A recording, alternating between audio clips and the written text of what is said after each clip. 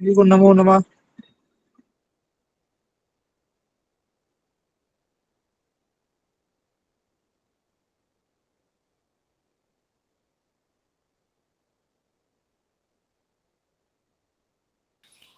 ओम नमस्ते आचार्य जी अभी जुड़ रहे हैं। ओम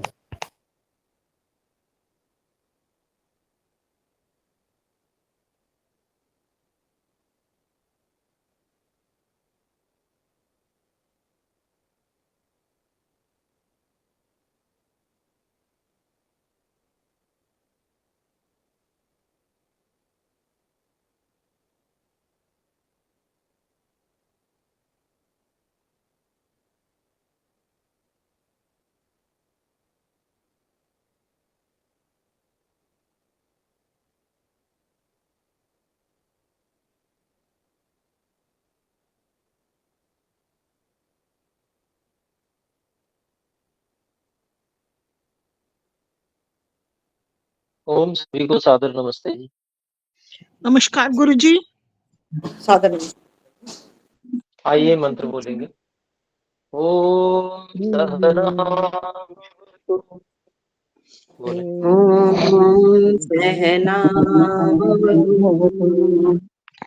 सहनौ भुनक्तु सहनो भुनक्तु सह वीर्यं करवावहै वीर्यं करवावहै तेजस्विनावधीतमस्तु तेजस्विनावधीतमस्तु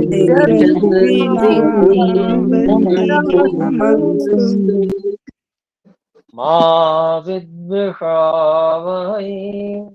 मा विद्विषावहै ओम शांति शांति शांति। ओम शांति शांति शांति। ओम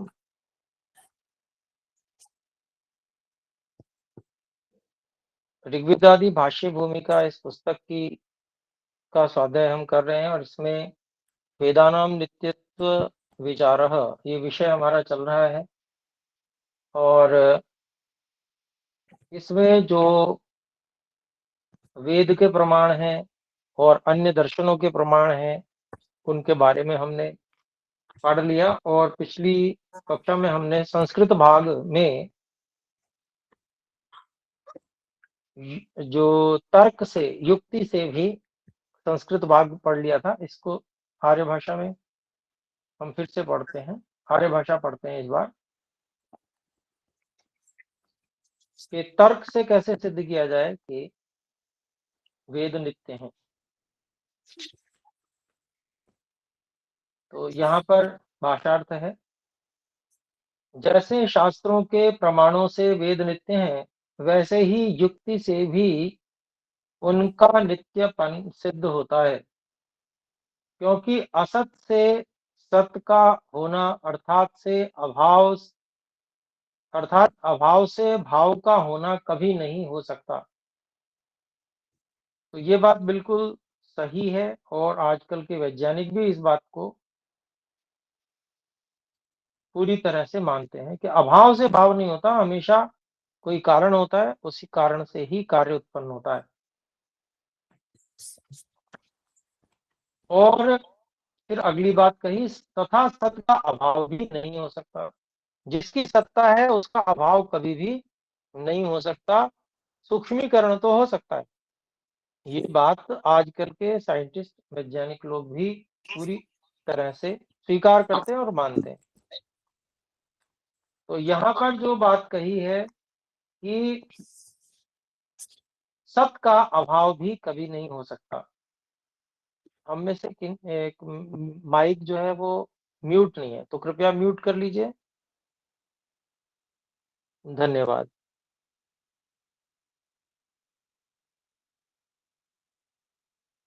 तो आगे कहते हैं, जो सत है उसी से आगे प्रवृत्ति भी हो सकती है, और जो वस्तु ही नहीं है, जो वस्तु ही नहीं है, उससे दूसरी वस्तु किसी प्रकार से नहीं बन सकती। तो ये बिल्कुल सीधी और सरल बात है कि जिसकी उसी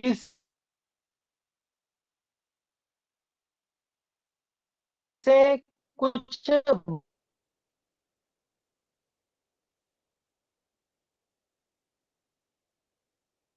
है, और उसके पास अगर मिट्टी नहीं है तो कैसे घड़ा बनाएगा? नहीं बना सकता। तो जो वस्तु है ही नहीं, और कोई कहे कि कल्पना कर लो कि मिट्टी है, और उसी कल्पना से आप घड़े बना लो, तो ये कभी भी संभव नहीं हो सकता। मिट्टी की तो सत्ता चाहिए, तभी घड़ा बनेगा। तो ऐसे ही यहाँ पर भी बात कही गई कि जो सत है उसी से आगे प्रवृत्ति भी हो सकती है, और जो वस्तु ही नहीं है उससे दूसरी वस्तु किसी प्रकार से नहीं हो सकती।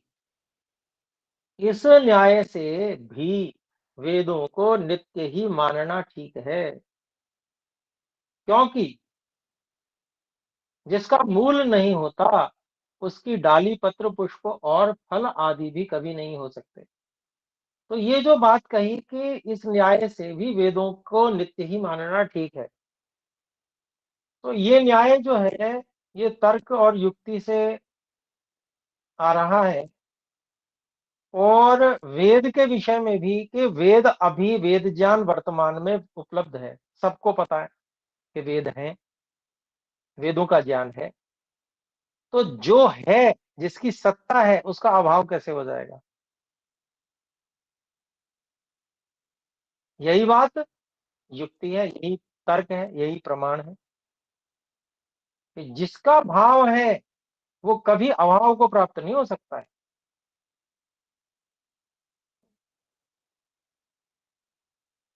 और दूसरी बात,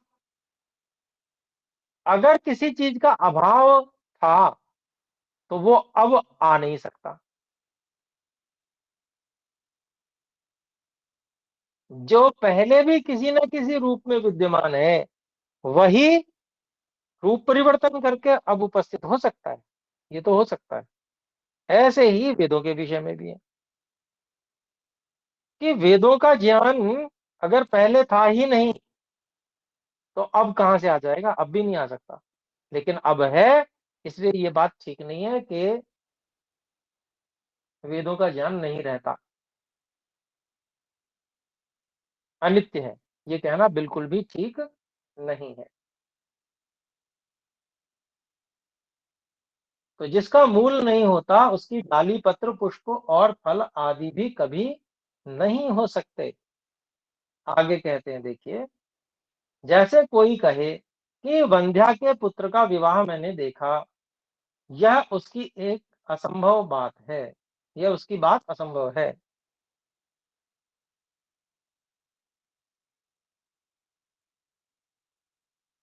तो जब वंध्या स्त्री कोई हो, तो जब उसकी संतान ही नहीं हो सकती तो उसका पुत्र कैसे होगा? जब पुत्र नहीं होगा तो उसका विवाह कैसे होगा? तो यही बात यहाँ पर कही गई है। फिर आगे कहते हैं, क्योंकि जो उसके पुत्र होता तो वह वंध्या ही क्यों होती? फिर उसको वंध्या नहीं कहा जाता। और जब पुत्र ही नहीं है तो उसका विवाह और दर्शन कैसे हो सकते हैं? कह रहे हैं ना, विवाह देखा, तो विवाह ही नहीं हो सकता तो उसको देखोगे कैसे? फिर आगे कहते हैं, वैसे ही जब ईश्वर में अनंत विद्या है तभी मनुष्यों को विद्या का उपदेश भी किया है, और जो ईश्वर में अनंत विद्या न होती तो वह उपदेश कैसे कर सकता, और वह जगत को भी कैसे रच सकता? ये इतना, जो सारा का सारा ब्रह्मांड है, कैसा साइंटिफिक है। जो बड़े बड़े साइंटिस्ट हैं वो भी दांतों तले उंगली दबा लेते हैं इसको देख के। इसमें विज्ञान भरा पड़ा है। तो अगर वो अनंत विद्या, परमात्मा अनंत विद्या से युक्त नहीं होता तो वो दे भी नहीं सकता था विद्या, और संसार की रचना भी नहीं कर पाता। जो मनुष्यों को ईश्वर अपनी विद्या का उपदेश न करता, तो किसी मनुष्य को विद्या जो यथार्थ ज्ञान है तो कभी नहीं होता, क्योंकि इस जगत में निर्मूल का होना व बढ़ना सर्वथा असंभव है। तो यहाँ पर जो बात कही गई बहुत ही अच्छी, कि अगर ईश्वर उपदेश वेद का न करता, तो जो जिस प्रकार से हम आज रह रहे हैं, सभ्यता पूर्वक, सुविधा पूर्वक, ये कुछ भी नहीं होता। जानवरों से भी गए गुजरे हो जाते हैं हम लोग। जानवर भी हमसे अच्छे होते हैं अगर हमें ज्ञान न मिले तो। जानवर जो होते हैं, अधिक बहुत सारे जानवर हमसे भी मनुष्य से बहुत शक्तिशाली होते हैं, अधिक शक्तिशाली होते हैं, शरीर शक्ति में अच्छे हैं। बहुत सा स्वाभाविक ज्ञान परमात्मा ने पशुओं को दे रखा है, तो बहुत कुछ अपने आप कर लेते हैं वो। पर मनुष्य को नहीं दिया स्वाभाविक ज्ञान, उसको सीखना ही पड़ता है सब कुछ। तो अगर वेद का ज्ञान परमात्मा नहीं देते तो हालत बहुत ही खराब हो जाती। लेकिन ऐसी हालत नहीं है। हम लोग बहुत सीखे हुए हैं, बहुत कुछ सीखा हुआ है हमने, और हम उस सीखने के कारण से बहुत अच्छे से सारे व्यवहार कर ले रहे हैं।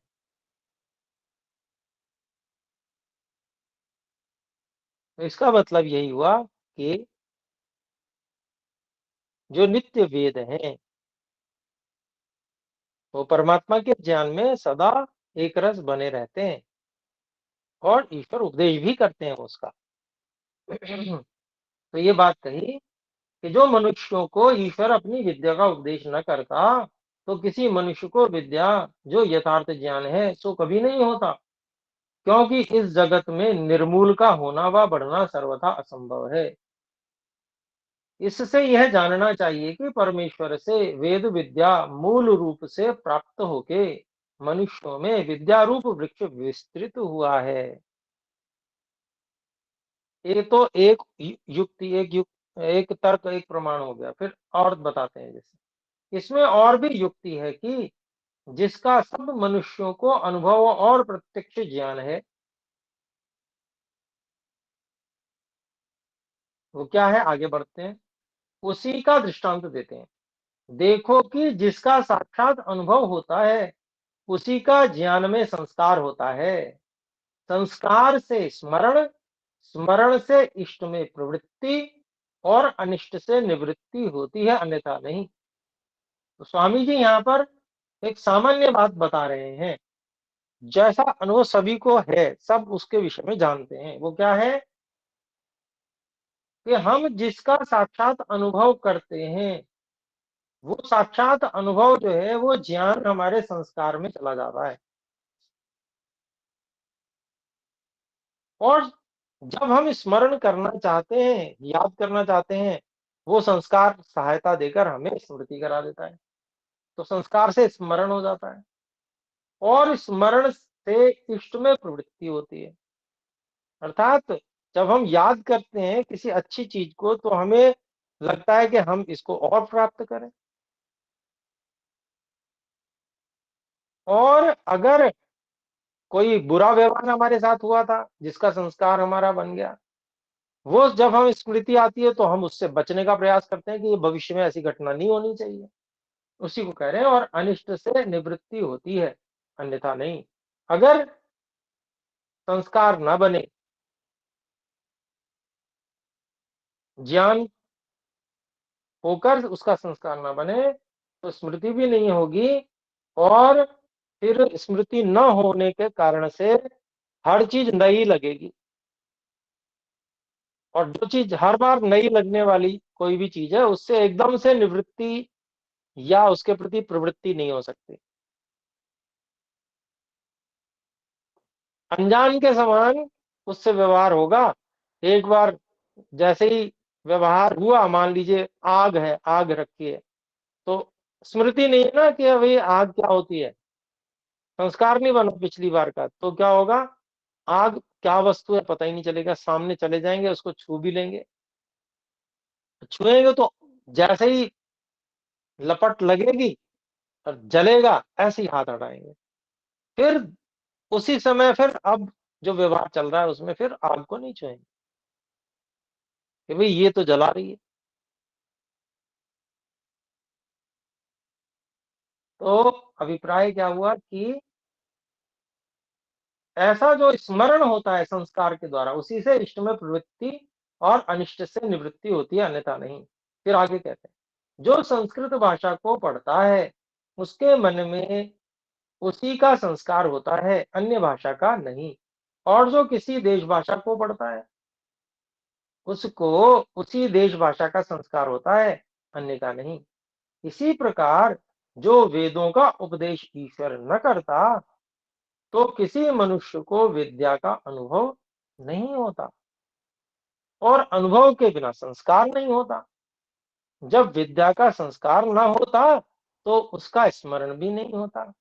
स्मरण से बिना किसी मनुष्य को विद्या का लेश भी न हो सकता। इस युक्ति से क्या जाना जाता है कि ईश्वर के उपदेश से वेदों को सुन पढ़ के और विचार के ही मनुष्यों को विद्या का संस्कार आज पर्यंत होता चला आया है। तो संस्कार जब परमात्मा ने उपदेश दिया उसके बाद में ये हम अपने से आगे बढ़ाते चले जा रहे हैं, उसको बताते चले जा रहे हैं। तो वही संस्कार स्मृति रूप में हमारे पास है, वेद ज्ञान का, और उसी को हम फिर आगे बताते जाते हैं। जो भी उत्तम व्यवहार हमने सीखा, चाहे वो बिल्कुल जीवन के लिए अत्यंत आवश्यक व्यवहार मात्र हो, जैसे पैरों से चलना, सीधा खड़े होके चलना, बचपन से सिखा दिया जाता है। तो ये जो व्यवहार है, ये व्यवहार भी पहले से ही आ रहा है, सिखाया गया है कैसे चलना होता है। ईश्वर ने सिखाया और फिर ऋषियों ने बाकियों को समझाया।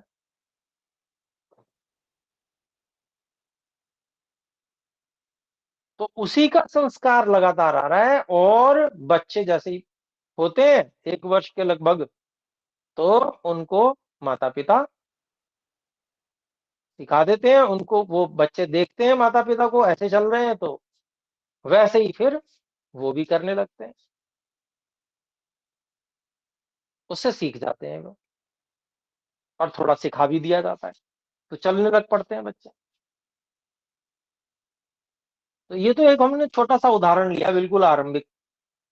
तो ऐसे ही सारे के सारे विद्या के जो संस्कार हैं उनके विषय में भी, जब विद्या का संस्कार न होता तो उसका स्मरण भी नहीं होता।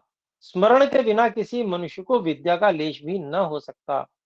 इस युक्ति से क्या जाना जाता है कि ईश्वर के उपदेश से वेदों को सुन पढ़ के और विचार के ही मनुष्यों को विद्या का संस्कार आज पर्यंत होता चला आया है, अन्यथा कभी नहीं हो सकता। तो ये जो युक्ति से 2 युक्तियां दी हैं यहाँ पर। एक युक्ति ये कि अभाव से भाव नहीं हो सकता, और जो भाव है उसका कभी अभाव नहीं होगा, इसलिए वेद ज्ञान नित्य है। और दूसरी जो युक्ति दी है वो संस्कारों की है। अगर ईश्वर उपदेश नहीं करते वेद का तो उसका संस्कार भी प्रथम व्यक्ति को भी नहीं होता, और वो अन्यों को बता भी नहीं पाता, ना वो आचरण व्यवहार कर पाता जिसको देखकर दूसरे सीख पावे। तो इसलिए ये दूसरी युक्ति हो गई। लेकिन ऐसा नहीं है, बल्कि वो परंपरा चली आ रही है।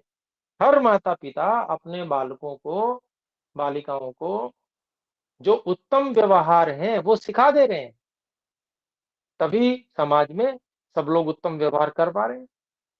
तो इसी से ये सिद्ध होता है कि वेद ज्ञान परमात्मा का दिया हुआ बिल्कुल आरंभ से आ रहा है। बिना सिखाए कोई नहीं सीखता। सिखा रहे हैं इसलिए सीख रहे हैं, इसलिए जो पहला व्यक्ति होगा उसको भी सिखाया गया होगा सृष्टि के आरंभ में, वो सिखाना परमात्मा के द्वारा हुआ था। ये बात जो है युक्ति से सिद्ध हुई। अब संस्कृत भाग और देखते हैं।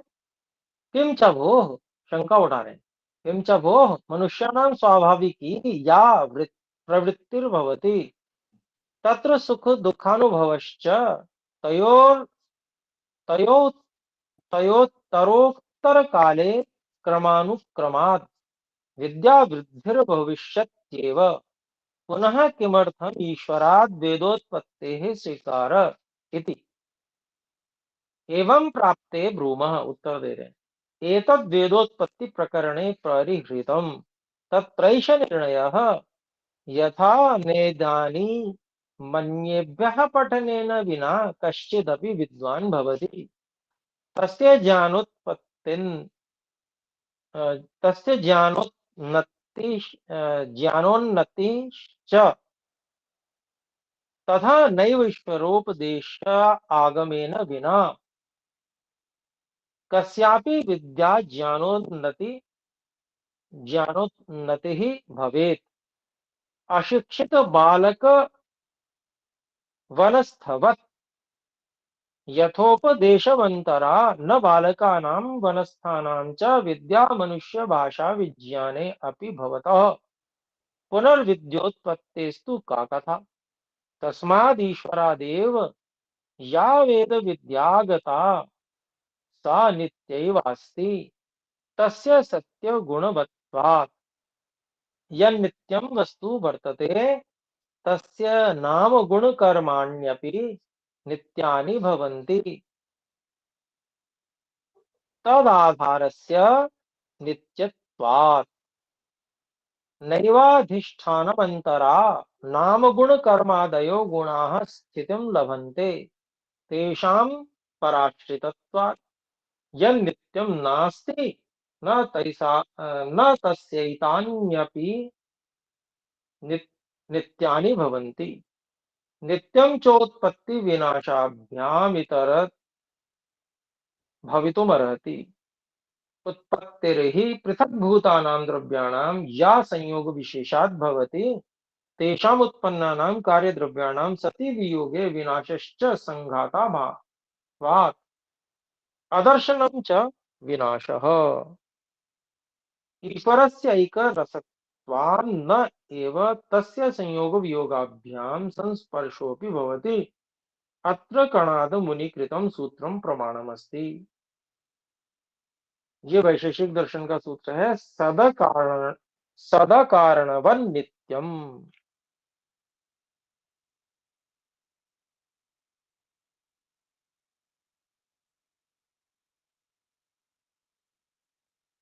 जी शिवांशु जी कुछ कहना चाहते हैं आप बोले अनम्यूट नहीं करके कुछ नहीं बोले गुरु। ये हाथ उठा रखा है इसे नीचे कर लीजिए तो आइए संस्कृत भाग थोड़ा और बाकी है यहाँ पर जो वैशेषिक दर्शन का सूत्र है उसके विषय में बता रहे हैं अस्य अयम अर्थः यत् कार्यं कारणाद् व्युत्पद्य विद्यमानं भवति तदा नित्यम् उच्यते तस्य प्रागुत्पत्तेरभावात् यत्तु कस्यापि कार्यं नैव भवति किन्तु सदैव कारणरूपमेव तिष्ठति यद् नित्यं कथ्यते यद् यत् संयोगजन्यं तत्तत् कत्रपेक्षं भवति कत्रपेक्षं भवति रेफ जो है मिटा हुआ है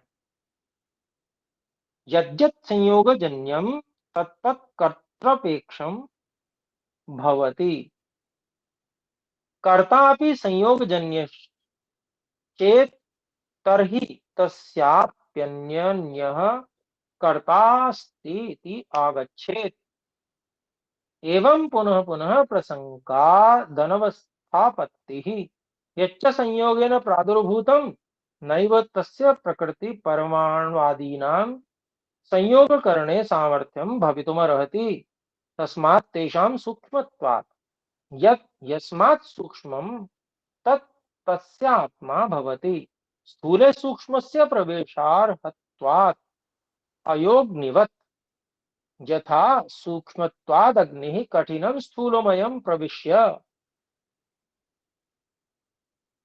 स्थूलमयः प्रविश्य तस्यावयवानां पृथक् भावं करोति यथा जलमपि पृथिव्याः सूक्ष्मत्वात् तत्कणान् प्रविश्य संयुक्तमेकं पिण्डं करोति छिनत्ति च तथा परमेश्वरं संयोग विभागाभ्याम पृथक भूतो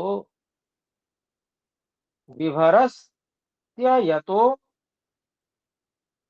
नियमेन रचनं विनाशं च कर्तुमर्हति न च अन्यथा। यथा संयोग वियोगांतर्गतत्वात् नास्मादादीनां प्रकृति परमाण्वादीनां संयोग वियोग करणे सामर्थ्यमस्ति तथैव ईश्वरेऽपि भवेत्।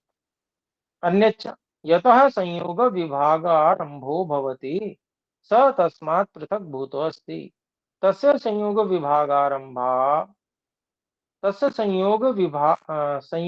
वियोगारंभारंभस्यादि कारणत्वात् आदि कारणस्य अभावात् संयोग वियोगारंभस्य अनुत्पत्तेश्च एवं भूतस्य सदा निर्विकार स्वरूपस्य अजस्य अनादेर्नित्यस्य सत्य सामर्थ्यस्य ईश्वरस्य सकाशात् वेदानां प्रादुर्भावात् तस्य ज्ञाने सदैव वर्तमानत्वात् सत्यार्थवत्वं नित्यत्वं चैतेषाम् अस्ति इति सिद्धम। तो इसका आर्य भाषा अनुवाद देखते हैं। तो प्रश्न करते हैं, मनुष्यों की स्वभाव से जो चेष्टा है उसमें सुख और दुख का अनुभव भी होता है। उससे उत्तर उत्तर काल में क्रमानुसार से विद्या की वृद्धि भी अवश्य होगी। तब वेदों को भी मनुष्य लोग रच लेंगे। फिर ईश्वर ने वेद रचे ऐसा क्यों मानना? उत्तर देते हैं, इसका समाधान वेदोत्पत्ति के प्रकरण में कर दिया है। वहां यही निर्णय किया है कि जैसे इस समय में अन्य विद्वानों से पढ़े बिना कोई विद्यावान नहीं होता और इसके बिना किसी पुरुष में ज्ञान की वृद्धि भी देखने में नहीं आती, वैसे ही सृष्टि के आरंभ में ईश्वरोपदेश की प्राप्ति के बिना किसी मनुष्य की विद्या और ज्ञान की बढ़ती कभी नहीं हो सकती। इसमें अशिक्षित बालक और वनवासियों का दृष्टांत दिया था कि जैसे उस बालक और वन में रहने वाले मनुष्य को यथावत विद्या का ज्ञान नहीं होता तथा अच्छी प्रकार उपदेश के बिना उनको लोक व्यवहार का भी ज्ञान नहीं होता, फिर विद्या की प्राप्ति तो अत्यंत कठिन है। इससे क्या जानना चाहिए कि परमेश्वर के उपदेश से वेद विद्या के आने के पश्चात ही मनुष्यों को विद्या और ज्ञान की उन्नति करनी भी सहज हुई है।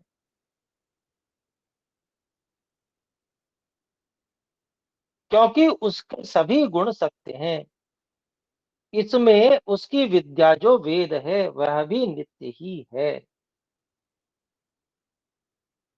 जो नित्य वस्तु है उसके नाम गुण और कर्म भी नित्य ही होते हैं, क्योंकि उनका आधार नित्य है और बिना आधार से नाम गुण और कर्म आदि स्थिर नहीं हो सकते, क्योंकि वे द्रव्यों के आश्रय सदा रहते हैं।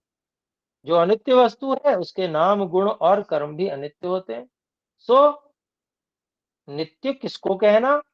जो उत्पत्ति और विनाश से पृथक है। तथा उत्पत्ति वह कहलाती है कि जो पृथकभूत अनेक द्रव्यों के संयोग विशेष से स्थूल पदार्थ का उत्पन्न होना है, और जब वे पृथक पृथक होके उन द्रव्यों के वियोग से जो कारण में उनकी परमाणु रूप अवस्था होती है उसको विनाश कहते हैं। और जो द्रव्य संयोग से स्थूल होते हैं वे चक्षु आदि इंद्रियों से देखने में आते हैं। फिर उन स्थूल द्रव्यों के परमाणुओं का जब वियोग होता है तब सूक्ष्म के होने से वे द्रव्य देख नहीं पड़ते। इसका नाम नाश है, क्योंकि अदर्शन को ही नाश कहते हैं। जो द्रव्य संयोग और वियोग से उत्पन्न और नष्ट होता है उसी को कार्य और अनित्य कहते हैं, और जो संयोग और वियोग से अलग है, उसकी न कभी उत्पत्ति और न कभी नाश होता है। ईश्वर में संयोग वियोग नहीं होता, क्योंकि वह सदा अखंड एक रस ही बना रहता है। इसी से उसको नित्य कहते हैं। इसमें कणादि मुनि के सूत्र का भी प्रमाण है। जो किसी का कार्य है कि कारण से उत्पन्न होकर विद्यमान होता है, उसको अनित्य कहते हैं, क्योंकि वह उत्पत्ति से पूर्व उस रूप में नहीं था।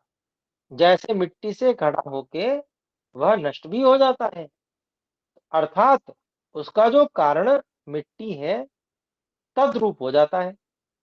इसी प्रकार परमेश्वर के सामर्थ्य के कारण से सब जगत उत्पन्न होकर विद्यमान होता है, फिर प्रलय में स्थूलाकार नहीं रहता, किंतु यह कारण रूप तो सदा ही बना रहता है। इससे क्या आया कि जो विद्यमान हो और जिसका कारण कोई भी न हो, अर्थात स्वयं कारण रूप ही हो, उसको नित्य कहते हैं। क्योंकि जो जो संयोग से उत्पन्न होता है सो बनाने वाले की अपेक्षा अवश्य रखता है। जैसे कर्म नियम और कार्य से सब कर्ता नियंता और कारण की ही सदा अपेक्षा रखते हैं। और जो कोई ऐसा कहे कि कर्ता को भी किसी ने बनाया होगा, तो उससे पूछना चाहिए कि उस कर्ता को किसने बनाया है। इसी प्रकार यह अनवस्था प्रसंग अर्थात मर्यादा रहित होता है। जिसकी मर्यादा नहीं है वह पर व्यवस्था के योग्य नहीं ठहर सकता। और जो संयोग से उत्पन्न होता है वह प्रकृति और परमाणु आदि के संयोग करने में समर्थ ही नहीं हो सकता। इससे क्या आया कि जो जिससे सूक्ष्म होता है वही उसका आत्मा होता है, अर्थात स्थूल में सूक्ष्म व्यापक होता है।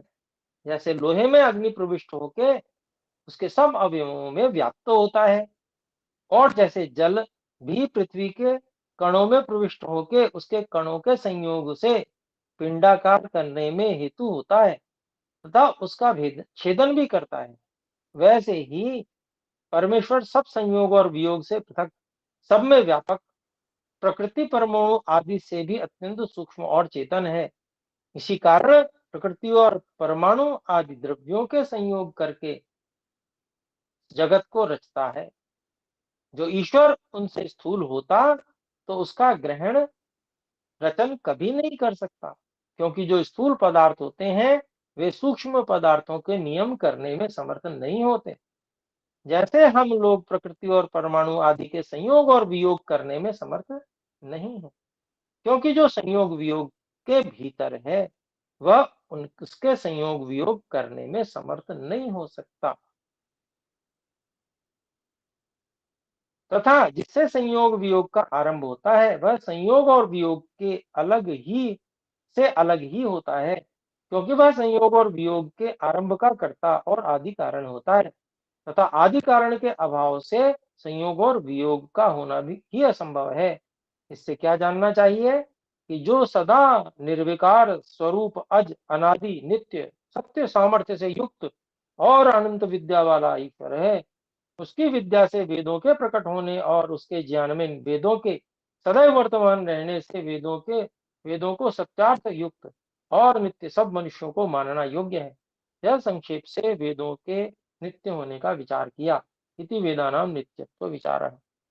तो इसको मैंने अभी एक बार पाठ कर दिया है। इसका जो आर्यभाषा भाग है इसको हम अगली कक्षा में फिर से और थोड़ा सा धीरे धीरे समझा के कर लेंगे, जिससे सबको और अच्छे ढंग से समझ में आ जाए। तो अभी हम विराम करते हैं, समय हो चुका है। आइए मिलकर एक बार ओम का उच्चारण करें। ओम